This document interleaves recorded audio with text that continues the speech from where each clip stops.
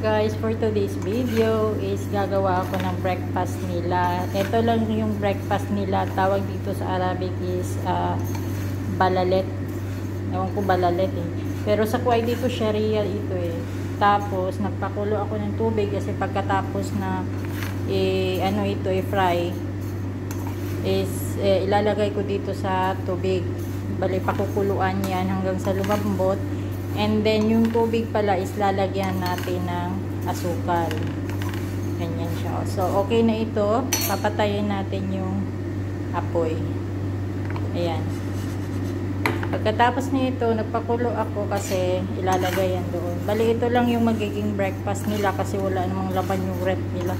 Kailangan sila katinapay-tinapay. So, ganun lang. And then, pag ganito na siya, medyo kulay-kulay brown na. Ayan, brown. Lalagay natin dito sa tubig. Ayan. Hihintayin natin yan hanggang sa lumambot siya.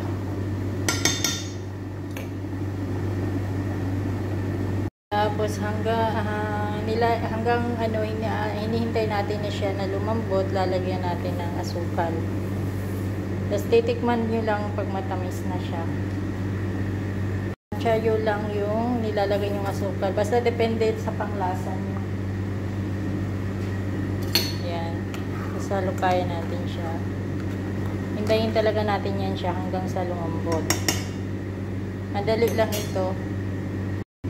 Lalagyan pala natin ganito guys para pambangon. Tawag nito is hill. Hill sa kanila. Iwan ko anong pangalan nito sa Ingles. So, ilalagay natin ganyan. Konti lang, mga 2 pinch lang ganun. And then, lalagay din tayo ng konting sapran. Ayan. Ito is lang, pangdagdag amoy. Para mas maganda yung amoy niya. Yan lang guys. Tapos, hihintayin natin siya hanggang sa lumambot na yung noodles natin na maliliit. Tsaka natin, tsaka natin mainit nabitawan. Tsaka natin i-strain yan kasi tatanggalin natin yung tubig. Pag lumambot na to siya, tatanggalin natin yung tubig, i-strain natin siya. Lalagyan natin ng olive oil or mantika kung may mantika kayo, or olive oil, ganun. Ang nito is para hindi magdikit-dikit yung noodles natin. Yan. Wait lang natin yan hanggang sa lumambot siya. And then, nagpala din ako, nagpakulo ako ng gatas. Parang breakfast nila yan. So, ayan. Tapos na ito, malambot na siya. Tinikman ko na siya. Ayan. So, ang gagawin natin is, isasala natin to. I-strain natin para natin.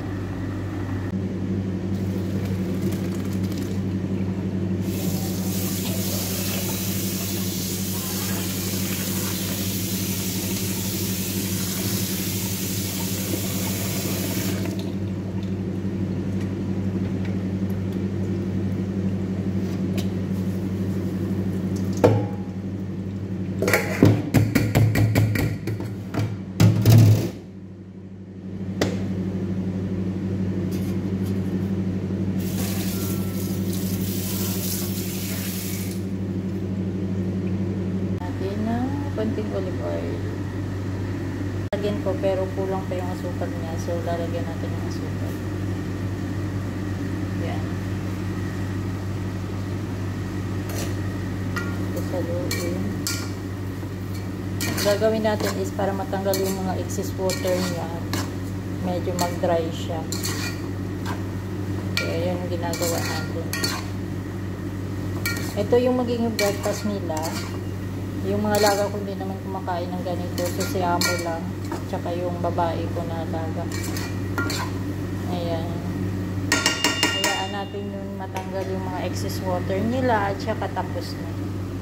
So, while na hinihintay natin na mawala yung medyo magmalamala siya, nagpainit na ako ng mantika para sa toppings niya na itlog. So, yan. So, tapos na to, wala nang tubig. So, lilipat na natin dito sa tasa.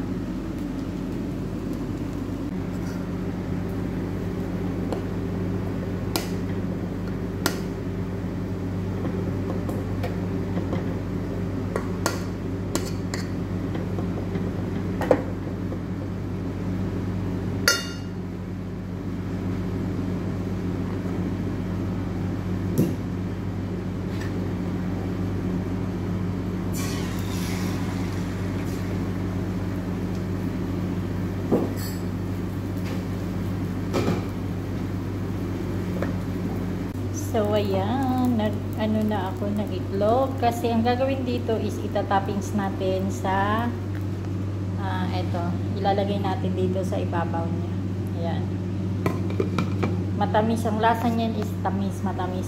Hindi naman masyadong matamis kasi ayaw ni amo ng matamis kasi may, siya, diabetic.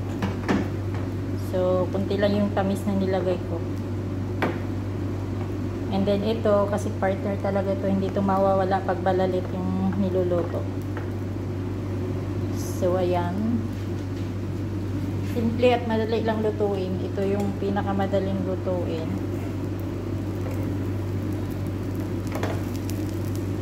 Ayan. Mag-aalas 9 na tulog pa sila. Kasi gigising yan sila mga alas 10. Ayun.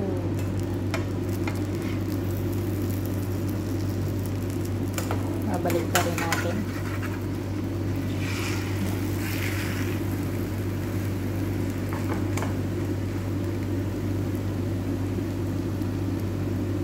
Yung gatas ko kumukulo, ililipat ko ngayon.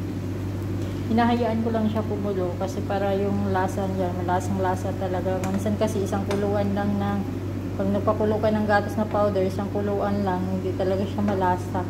Kaya hinahayaan kong kulo na kulo talaga.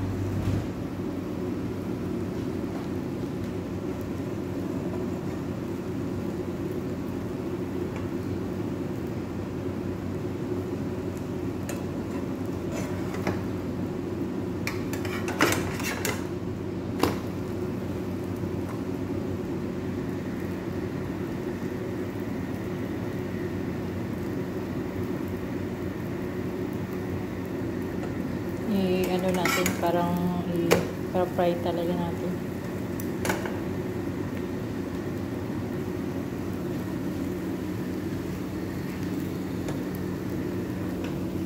So ayan, tapos na.